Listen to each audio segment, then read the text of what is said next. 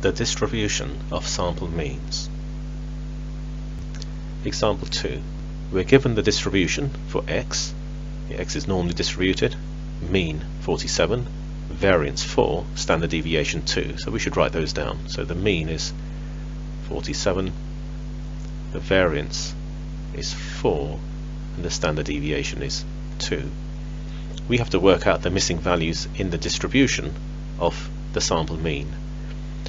Now, the mean never changes, it's always the same, and the value that goes here will be sigma squared over n. So we've got sigma squared, which is 4. N is not given. N is the objective of this question, and to work out n we're given some further information, which is actually a probability. So this probability is for the sample mean, and we have to work out the smallest value of n that will make this probability be at most 0.05.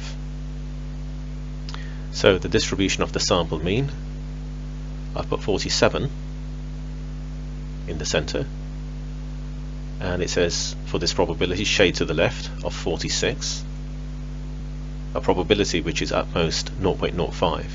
So I'm going to assume it's equal to 0.05 from here onwards. So I'm solving this as equals for the time being.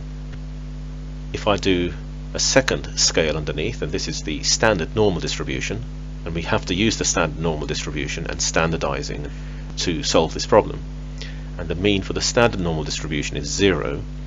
Now to work out the value here, we put information into the calculator, and this is all for the standard normal distribution with that probability, and we're shading to the left of this line, that is the cumulative probability, and that gives us this z value. This z value now goes here.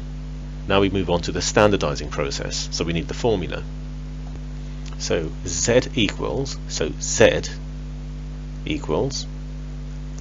this value here is the 46 minus the mean, which is 47,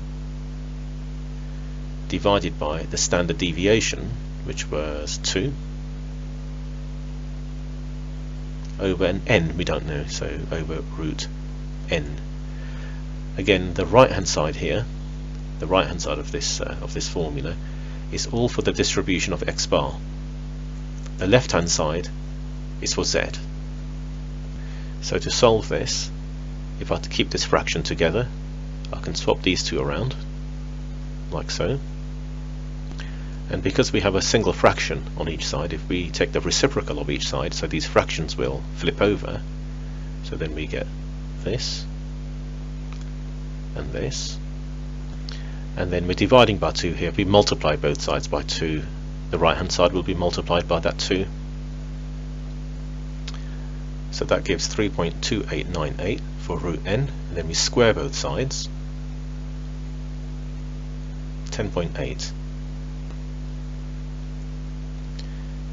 Now clearly this is not the final answer. N is an integer, it's either 10 or 11, so n could be 10 or n could be 11. So to work out whether n equals 10 or n equals 11 is the final answer, I'm just going to calculate this probability. It's simple, we just put some numbers into the calculator, and I'm looking for a probability that would be less than 0.05.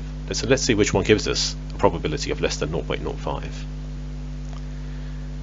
So we're doing a cumulative distribution.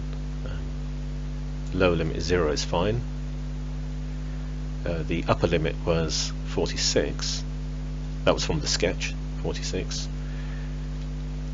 The standard deviation, 2 divided by root, let's do n equals 10 first, and the mean is 47.